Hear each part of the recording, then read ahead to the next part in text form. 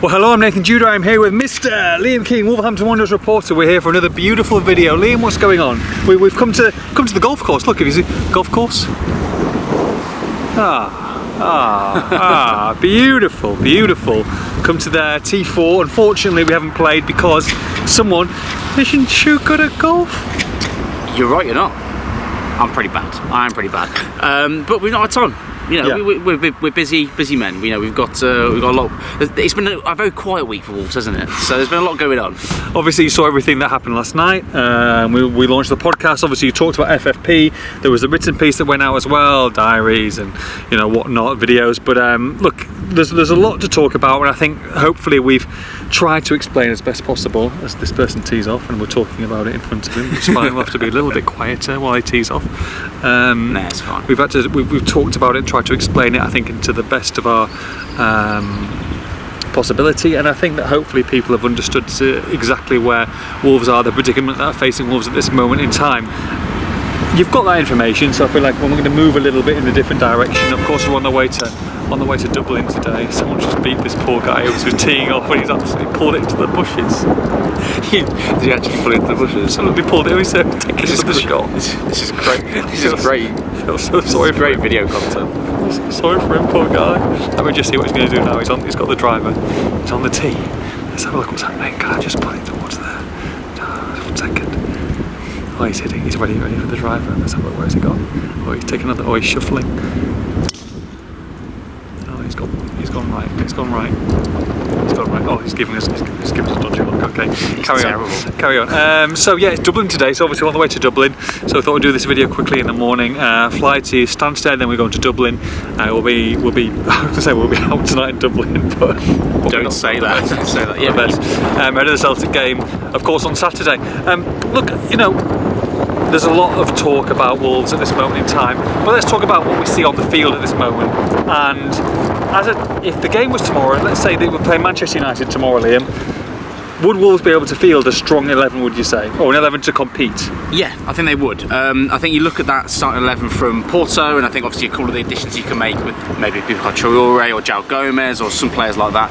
There's a core and a nucleus to the squad, and that includes a starting 11 that I think is a competitive and a good starting 11 for the Premier League. The problem Wolves have is strength in depth. Look, they've got 3 centre-backs, arguably not enough midfielders, certainly not... 4 Alfie Pond. 4 Alfie Pond. Certainly not enough wingers, and then you can make an argument about strikers. Numbers wise, I think they're fine, but are the goals there, etc. So obviously Cunha not being a number 9, there's a lot of question marks. Sure. So I think the number 11, the starting 11 rather, is there.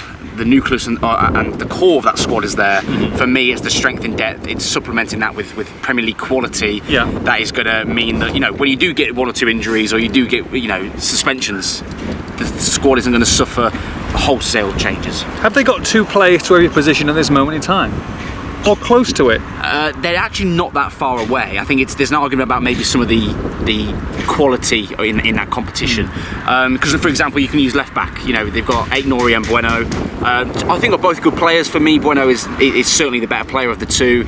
I think he'd be, I'd be more than happy to start the season with Bueno. Sure. They're looking at bringing Cresswell in. Obviously, there's been problems with FFP, but they certainly have looked at that. I think they would like to do it if they could. And if that's the case, then Aït-Nouri may get a loan. So there's a change there you can make. I think you bring in a more experienced defender, someone who's probably going to compete more for that position in the Premier League. And there's arguments for that for different positions around the pitch. You're probably maybe 3 signings away from sort of 2 in every position. Yeah. So numbers-wise, they're actually not that far away, the squad. It's more about the quality and the strength and the depth that's there, because you can't be, and no offence to Pond, but you can't be relying on him to be your 4th choice centre-back going into the Premier League. So I'll go back to that. Let's say the season started tomorrow. What's your 11? What do you think that Julian would pick? What I think Julian will pick, I think he would go 4-2-3-1. I think he would go.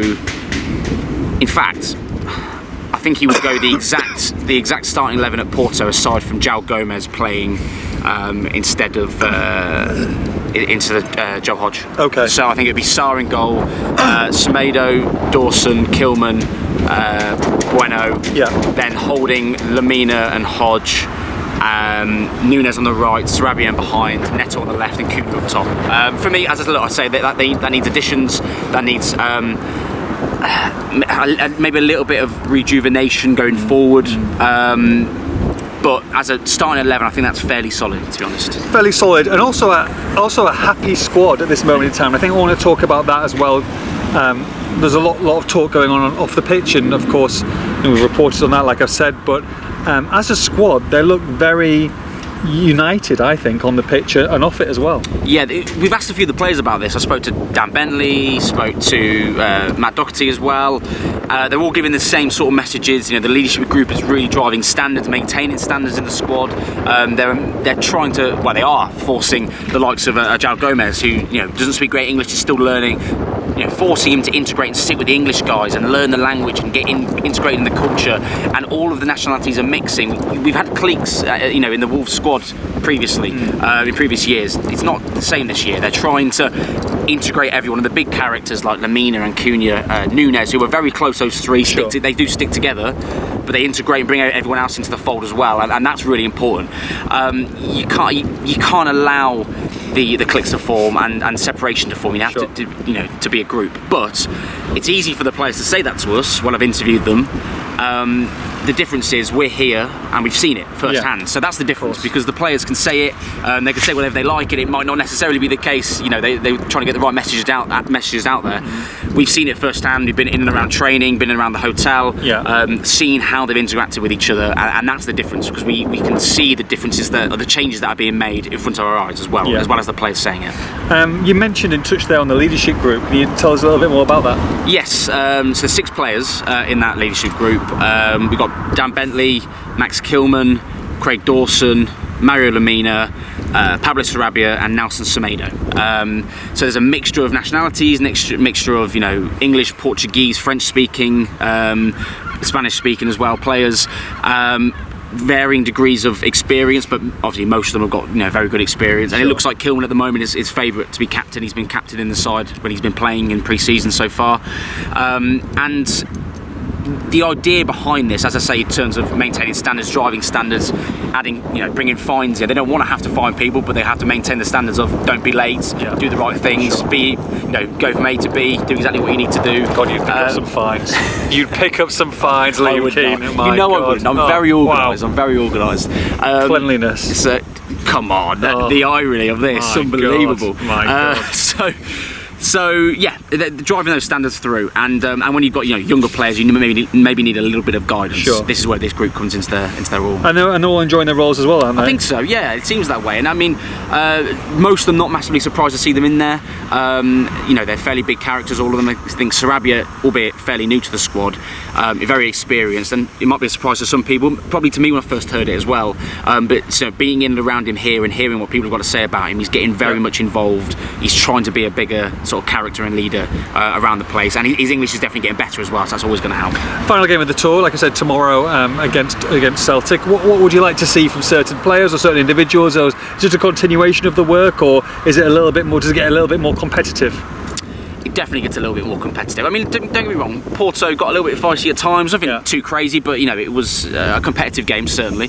What you need from Wolves now in what's going to be definitely a more exciting atmosphere to play in, a lot more fans there from both sides of course, you're going to want Wolves to show a bit more endeavour, maybe a bit more pacey in their play, and create some chances. It just doesn't have to be, a 3-4-0 win. The scoreline, to be honest, doesn't really matter that much. Sure. It's more to do with their performance, the way they apply themselves in the game, and if they do that, they'll probably get a result anyway. And then on the way that the squad will look, João Gomez, he'd had a knock previously, a small knock, so played in the second half against Porto, then played the next day and played the majority of the game, if not all of it actually, off the top of my head, against Man City's under-23s.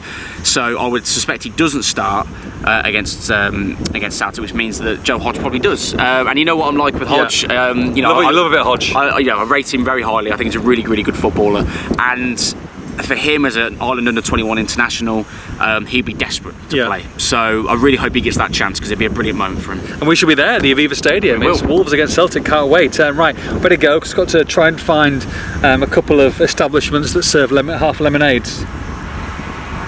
I'll have a Diet Coke. Orange juice for me. Yeah, why not? We'll see you in a bit.